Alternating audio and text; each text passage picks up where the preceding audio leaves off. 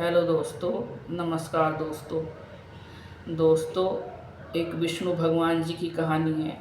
भगवान जब भी मिलते हैं सीधे भोले इंसान को ही मिलते हैं, चतुर चालाक को भगवान नहीं मिलते।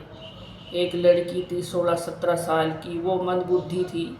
उसे खेलने और खाने के सिवा कुछ पता ही नहीं था। वो सुबह ही उठती थी और बच्चों के साथ खेलने लगती थी। एक दिन पूर्णमासी का व्रत था, महिलाओं ने व्रत रखा हुआ था और सभी तैयारी कर रही थी, तरह तरह के पकवान बना रही थी। तो जो मंदबुद्धि लड़की थी उसका नन्ही बावली नाम था। तो नन्ही बावली सबके घर जाती, बोलती तुम आज क्या कर रही हो, मुझे भी बताओ। तो औरतों ने उसको बताया कि आज पूर्णमासी है, हमने व्रत रखा है, घर में हम गोबर का चौका लगा रहे हैं, फिर हम पूजन करेंगे और भगवान के लिए तरह तरह के प्रसाद बनाएंगे, दाल बनाएंगे, चावल बनाएंगे, पूड़ी हलवा बनाएंगे और फिर हम किसी ब्राह्मण को भोग लगवाएंगे, किसी ब्राह्मण को बुलाएंगे कि वो हमारे घर जीम ले, खाना खा ले। उसके पश्चात ही हम अपना व्रत खोलेंगे। उस नन्ही बावली का दिमाग जो है ये बात सुनकर खुल गया। शायद भगवान की तरफ से उसका वक्त आ गया था उसके उद्धार का।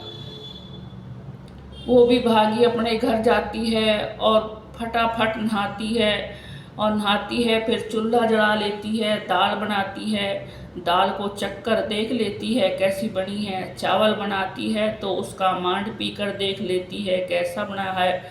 और रोटी बनाती है तो जिस पानी से आटा गूंदती है वो पानी पी लेती है।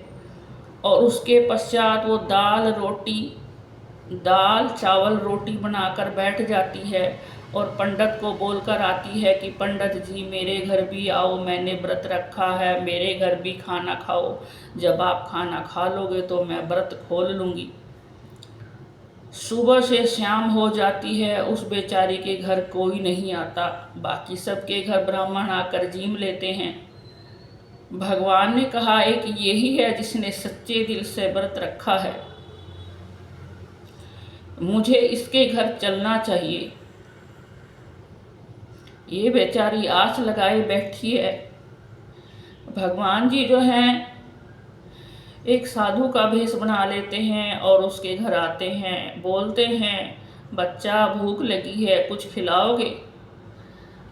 तो नन्ही बावली बोली भगवान मैंने सुबह व्रत रखा है, भोजन बनाया है, परंतु पंडित जी मेरे घर खाना खाने नहीं आए हैं। सुबह से शाम हो गई है, मैं इंतज़ार कर रही हूँ। तो साधु बोला बेटा मैं भी पंडित हूँ, मैं भी पंडित ही हूँ, अगर तुम्हें विश्वास हो तो तुम मुझे खाना खिला सकती हो। तो नन्ही बावली खुश होकर प्लेट में खाना डालकर लाई और उस साधु को खिला दिया। भगवान खुश हो गए और अपने असली रूप में आ गए। भगवान ने उस नन्ही बावली को दर्शन दिए।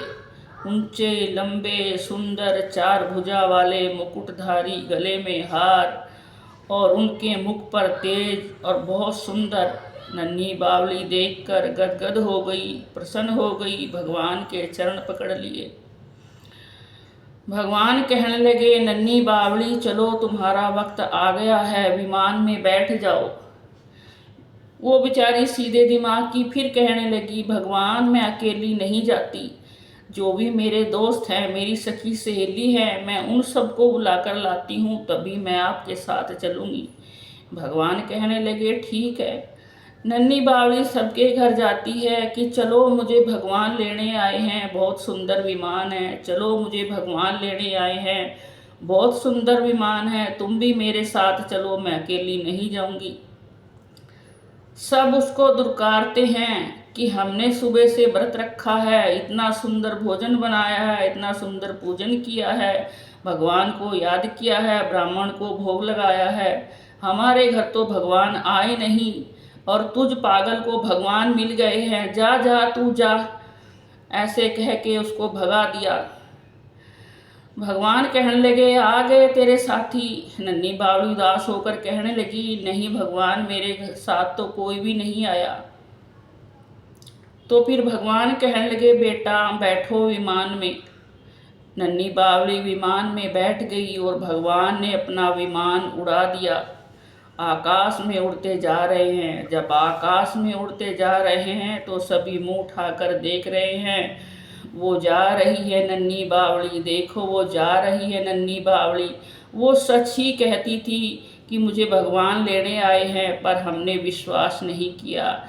सब ने अपने माथे पर हाथ मारा और बड़े दुखी हुए। तो इसलिए कहते हैं दोस्तों कि भगवान जब भी मिलते हैं एक सीधे इंसान को ही मिलते हैं। अगर आपको कहानी अच्छी लगी हो तो मुझे कमेंट करके ज़रूर बताना दोस्तों।